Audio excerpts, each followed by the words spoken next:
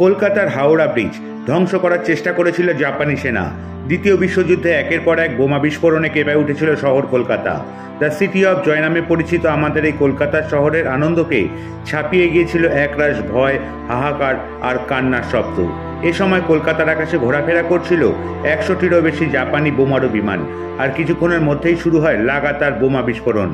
কয়েক মুহূর্তের মধ্যে ধূলিসাৎ হয়ে যায় এলিফ্যান্ট গার্ডেন থেকে শুরু করে সেন্ট জন চার্চ। 1939 সালের 3রা সেপ্টেম্বর শুরু হয় দ্বিতীয় বিশ্বযুদ্ধ। খবরটা ভারতে এলেও তখনও যুদ্ধের আঁচ লাগেনি ভারতের গায়ে। আমেরিকা, ব্রিটেন আর ফ্রান্সের মতো দেশগুলো নাৎসি জার্মানির বিরুদ্ধে যুদ্ধ করছে। অন্যদিকে জার্মানির পক্ষ নিয়েছে জাপান এবং ইতালি। কিন্তু এখন প্রশ্ন হলো, ভারত তো সরাসরি দ্বিতীয় বিশ্বযুদ্ধে অংশগ্রহণ করেনি, তাহলে কেন জাপান কলকাতার হাওড়া ব্রিজকে ধ্বংস করার চেষ্টা করেছে? আর কিভাবে ব্রিটিশরা আমাদের কলকাতাকে এবং এই হাওড়া ব্রিজকে বাঁচিয়েছিল? আরও একটা প্রশ্ন যেখানে বারবার করে উঠে আসে, নেতাজি সুভাষচন্দ্র বসু দ্বিতীয় বিশ্বযুদ্ধে জাপানের সহযোগিতা করেছিলেন। তিনি জাপানের কাছে সাহায্য চেয়েছিলেন। সেখানে জাপান কেন কলকাতা আক্রমণ করেছিল? শুধুই কি ব্রিটিশদের জব্দ করা, নাকি কলকাতা আক্রমণের পেছনে লুকিয়েছিল জাপানের কোনো গভীর ষড়যন্ত্র? আজকের এই ভিডিওতে 1942 সালে কলকাতায় জাপানি সেনাদের ভয়াবহতা বোমা বর্ষণের ইতিহাস আপনাদের সামনে তুলে ধরব। তাই ভিডিওটা অবশ্যই শেষ পর্যন্ত দেখুন। আজ থেকে 76 বছর আগে 1942 সালের 20 ডিসেম্বর মাঝরাতে কলকাতাবাসী যখন গভীর ঘুমে আচ্ছন্ন ছিল, ঠিক তখনই এম্পেরিয়াল জাপানিজ আর্মি এয়ারফোর্স প্রথমবারের মতো কলকাতায় বোমা বর্ষণ শুরু করে। 1939 সালে দ্বিতীয় বিশ্বযুদ্ধে একদিকে যেমন ছিল ব্রিটেন, ফ্রান্স, রাশিয়া এবং আমেরিকা, এদেরকে বলা হতো মিত্র শক্তি। অন্যদিকে ছিল অক্ষ শক্তি, যেখানে ছিল জার্মানি, জাপান এবং ইতালি। তবে শুরুর দিকে এই যুদ্ধ শুধুমাত্র ইউরোপ আর পশ্চিম এশিয়ার মধ্যে সীমাবদ্ধ ছিল। ধীরে ধীরে এই যুদ্ধের আগুন সারা পৃথিবী জুড়ে ছড়িয়ে পড়ে। এ থেকে বাদ যায়নি আমাদের ভারতীয় উপমহাদেশ। সেই সময় ভারত ছিল ব্রিটিশদের উপনিবেশ, আর দক্ষিণ পূর্ব এশিয়ায় ব্রিটিশদের প্রধান ঘাঁটি ছিল এই কলকাতা শহর। তাই জাপান চেয়েছিল কলকাতা শহর দখল করতে। জাপান যে কলকাতা শহর দখল করতে চাইছে, এটা ব্রিটিশরা বেশ ভালোভাবেই বুঝতে পেরেছিল। কিন্তু সেই সময় ব্রিটিশ ভারতের সামরিক বিভাগের মনে হয়েছিল ভারতে ঢুকতে গেলে জাপানকে প্রথমে সিঙ্গাপুর দখল করতে হবে, যেটা সে সময় প্রায় অসম্ভব ছিল। তাই তারা পূর্ব ভারতকে তেমন কোনো মাথা ঘামায়নি। ব্রিটিশ আর্মির পুরো নজর ছিল ভারতের উত্তর পশ্চিম সীমান্ত। কিন্তু সবাইকে চমকে দিয়ে 1942 সালের 15ই ফেব্রুয়ারি জাপান সিঙ্গাপুর দখল করে নেয়, এবং সিঙ্গাপুর দখলের সাথে সাথে দক্ষিণ পূর্ব এশিয়ার চাবিকাঠি চলে যায় তাদের হাতে। এরপর ব্রিটিশ সরকার বুঝতে পারে যে কোনো সময় কলকাতা আক্রমণ করতে পারে জাপানি এয়ারফোর্স। আর একবার যদি কোনোভাবে জাপান কলকাতাকে দখল করে ফেলে, তাহলে জার্মানিকে হারানো তাদের পক্ষে অসম্ভব হয়ে যাবে।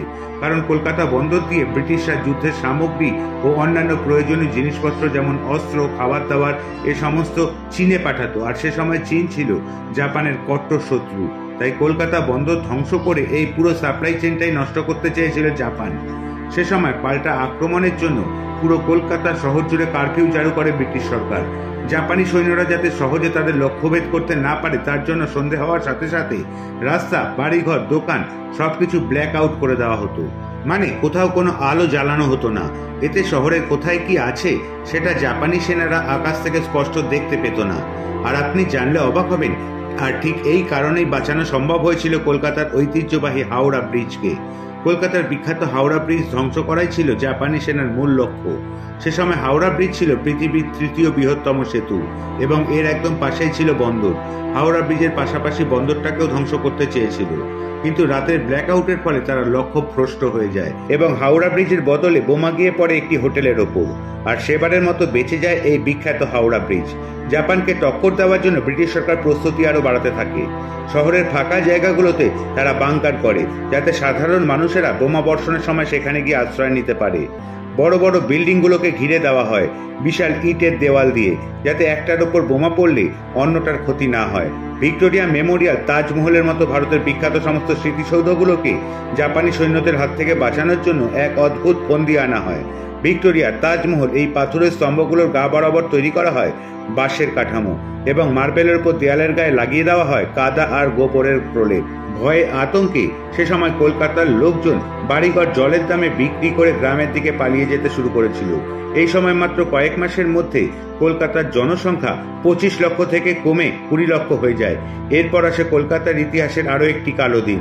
1943 সালের 5ই ডিসেম্বর সকাল 11:30 নাগাদ প্রায় 250টা যুদ্ধবিমান প্রকাশ্য দিবালোকে হামলা চালায় কলকাতার উপর।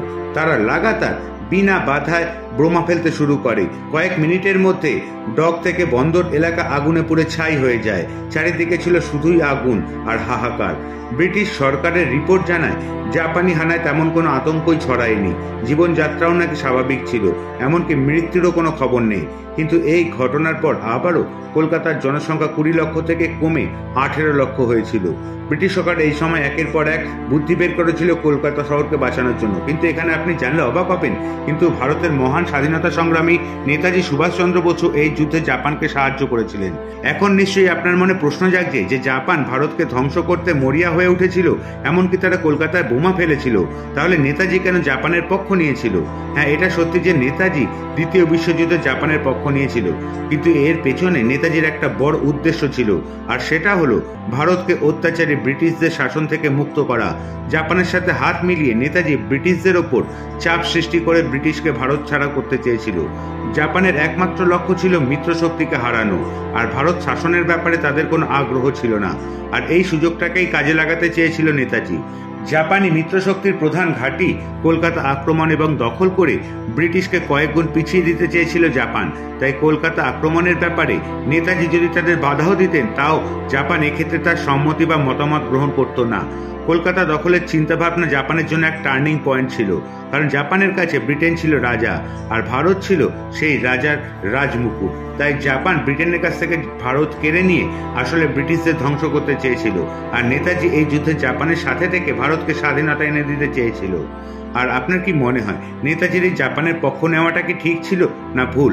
আপনার মতামত কমেন্টস বক্সে অবশ্যই জানাবেন, আর ভিডিওটি ভালো লাগলে অবশ্যই লাইক ও শেয়ার করে অন্যকেও জানানোর সুযোগ করে দেবেন। আর জানাবেন, আবারও বলি, আপনাদের মূল্যবান বক্তব্য কমেন্টস বক্সের মাধ্যমে। সুস্থ থাকবেন, ভালো থাকবেন, সতর্ক থাকবেন। Bye bye.